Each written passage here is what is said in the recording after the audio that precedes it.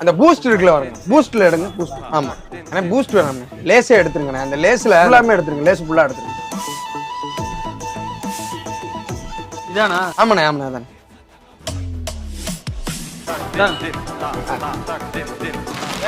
இந்த தலைக்கு ஒரே இதா இருக்கு, புணு புணுன்னு இருக்கு. அந்த சாம்பு எடுங்கண்ணே, பின்னாடி உள்ள சாம்பு. அண்ணே சரம்ண்ணே.